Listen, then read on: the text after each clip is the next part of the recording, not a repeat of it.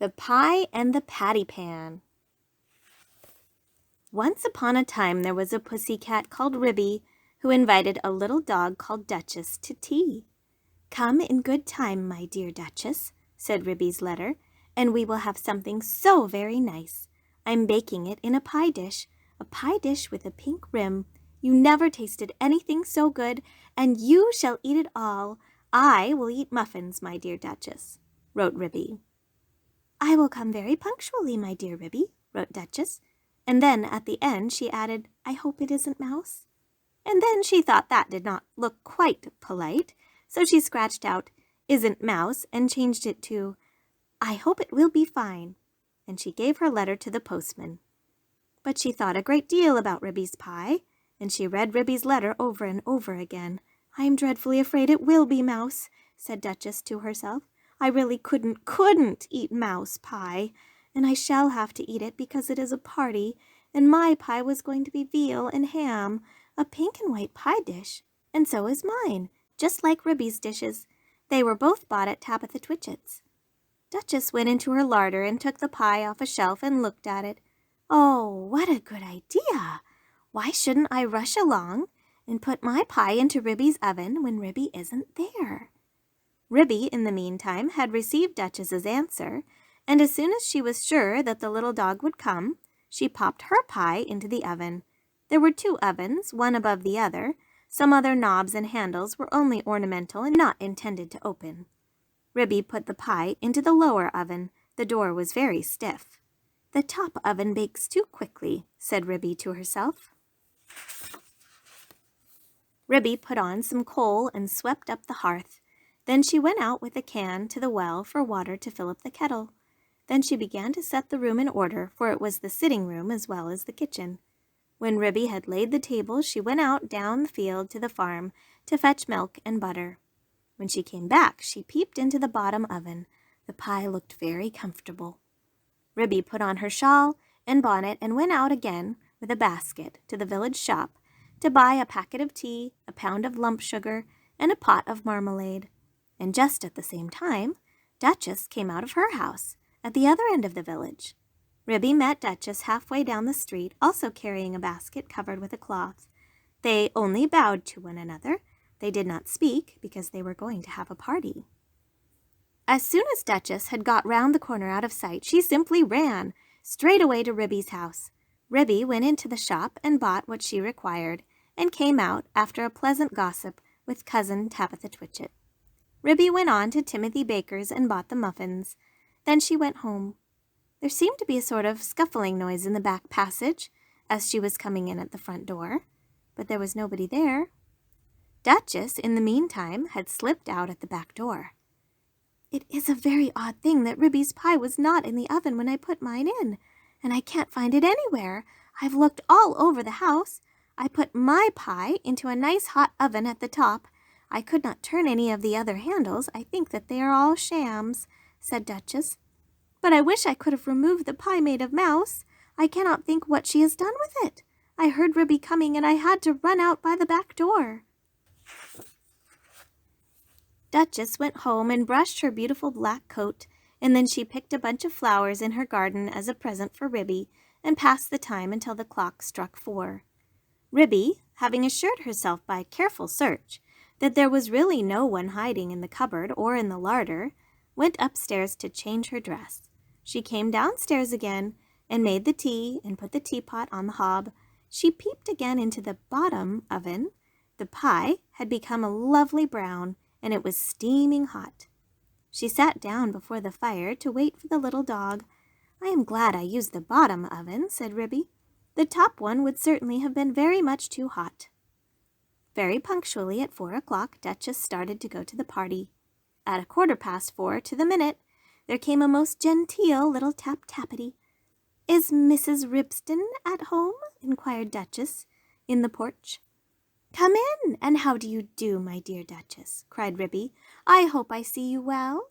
"Quite well, I thank you, and how do you do, my dear Ribby?" said Duchess. "I've brought you some flowers. What a delicious smell of pie!" "Oh, what lovely flowers! Yes, it is mouse and bacon." "I think it wants another 5 minutes," said Ribby. Just a shade longer. I will pour out the tea while we wait. Do you take sugar, my dear Duchess? Oh, yes, please, my dear Ribby, and may I have a lump upon my nose? With pleasure, my dear Duchess. Duchess sat up with the sugar on her nose and sniffed. How good that pie smells! I do love veal and ham, I mean to say, mouse and bacon. She dropped the sugar in confusion and had to go hunting under the tea table, so did not see which oven Ribby opened in order to get out the pie. Ribby set the pie upon the table. There was a very savory smell. Duchess came out from under the tablecloth, munching sugar, and sat up on a chair. I will first cut the pie for you. I am going to have muffin and marmalade, said Ribby. I think, thought Duchess to herself, I think it would be wiser if I helped myself to pie, though Ribby did not seem to notice anything when she was cutting it. What very small, fine pieces it has cooked into. I did not remember that I had minced it up so fine. I suppose this is a quicker oven than my own. The pie dish was emptying rapidly. Duchess had had 4 helps already and was fumbling with the spoon. A little more bacon, my dear Duchess, said Ribby. Thank you, my dear Ribby. I was only feeling for the patty pan. The patty pan, my dear Duchess? The patty pan that held up the pie crust, said Duchess, blushing under her black coat. Oh, I didn't put one in, my dear Duchess, said Ribby. I don't think that it is necessary in pies made of mouse. Duchess fumbled with the spoon. I can't find it, she said anxiously. There isn't a patty pan, said Ribby, looking perplexed. Yes, indeed, my dear Ribby. Where can it have gone to? Said Duchess. Duchess looked very much alarmed and continued to scoop the inside of the pie dish. I have only 4 patty pans, and they are all in the cupboard. Duchess set up a howl. I shall die, I shall die. I have swallowed a patty pan. Oh, my dear Ribby, I do feel so ill. It is impossible, my dear Duchess. There was not a patty pan. Yes, there was, my dear Ribby. I am sure I have swallowed it. Let me prop you up with a pillow, my dear Duchess. Where do you think you feel it? Oh, I do feel so ill all over me, my dear Ribby. Shall I run for the doctor? Oh, yes, yes. Fetch Dr. Maggotty, my dear Ribby. He is a pie himself. He will certainly understand. Ribby settled Duchess in an armchair before the fire and went out and hurried to the village to look for the doctor. She found him at the smithy. Ribby explained that her guest had swallowed a patty pan. Dr. Maggotty hopped so fast that Ribby had to run. It was most conspicuous. All the village could see that Ribby was fetching the doctor. But while Ribby had been hunting for the doctor, a curious thing had happened to Duchess, who had been left by herself sitting before the fire, sighing and groaning and feeling very unhappy. How could I have swallowed it? Such a large thing as a patty pan. She sat down again and stared mournfully at the grate. The fire crackled and danced, and something sizzled. Duchess started. She opened the door of the top oven. Out came a rich, steamy flavor of veal and ham, and there stood a fine brown pie, and through a hole in the top of the pie crust there was a glimpse of a little tin patty pan. Duchess drew a long breath.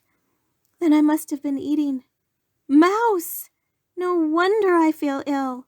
But perhaps I should feel worse if I had really swallowed a patty pan, Duchess reflected. What a very awkward thing to have to explain to Ribby. I think I will put my pie in the backyard and say nothing about it. When I go home, I will run round and take it away. She put it outside the back door and sat down again by the fire and shut her eyes. When Ribby arrived with the doctor, she seemed fast asleep. I am feeling very much better, said Duchess, waking up with a jump. I am truly glad to hear it. He has brought you a pill, my dear Duchess. I think I should feel quite well if he only felt my pulse, said Duchess, backing away from the magpie, who sidled up with something in his beak. It is only a bread pill. You had much better take it. Drink a little milk, my dear Duchess. I am feeling very much better, my dear Ribby, said Duchess. Do you not think that I had better go home before it gets dark? Perhaps it might be wise, my dear Duchess. Ribby and Duchess said goodbye affectionately, and Duchess started home. Halfway up the lane, she stopped and looked back. Ribby had gone in and shut her door. Duchess slipped through the fence and ran round to the back of Ribby's house and peeped into the yard. Upon the roof of the pigsty sat Dr. Maggotty and 3 jackdaws. The jackdaws were eating pie crust, and the magpie was drinking gravy out of a patty pan. Duchess ran home feeling uncommonly silly. When Ribby came out for a pailful of water to wash up the tea things, she found a pink and white pie dish lying smashed in the middle of the yard. Ribby stared with amazement. Did you ever see the like? So there really was a patty pan, but my patty pans are all in the kitchen cupboard. Well, I never did. Next time I want to give a party, I will invite Cousin Tabitha Twitchit.